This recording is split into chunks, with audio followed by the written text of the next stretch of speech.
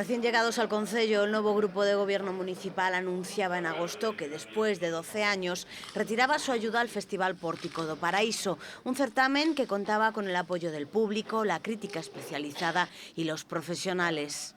Inexplicablemente, todo isto non foi tido en conta polo actual goberno do Concello de Ourense, que retirou todo o seu apoio ao festival. Isto precipitou a unha crise, unha profunda crise de financiamento, unha crise sen precedentes, o pasado mes de agosto. Deixou, ademais, sen organizador, polo que, unha vez máis, a Asociación Pórtico Musical, que teño a honra de presidir, acudiu ao rescate do festival asumindo a súa organización e, con moito traballo, con certa fortuna, e sempre a contrarreloxo, logrou deixar esa crise atrás.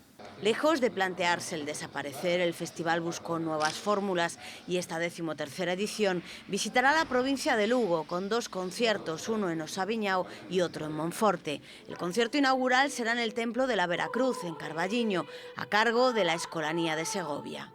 Entendemos que é un acto cunha calidade que fai que Carballiño aparezca no mapa dende o punto de vista cultural, vai na liña de traballo e, bueno, pois, insisto, agradecer que nos permitisen poñer ao Carballiño no mapa, que o Carballiño conte con unha cultura de calidade e nesa aposta, pois, na que estamos.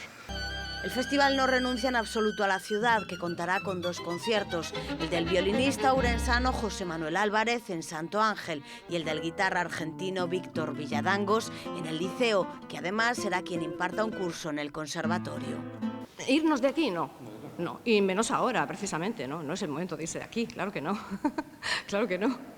Es lo contrario, es el momento de estar aquí. El origen es ourense, siempre va a ser ourense, siempre va a haber conciertos en Ourense y, de hecho, estamos presentándolo hoy aquí después de haberlo presentado ayer en Lugo.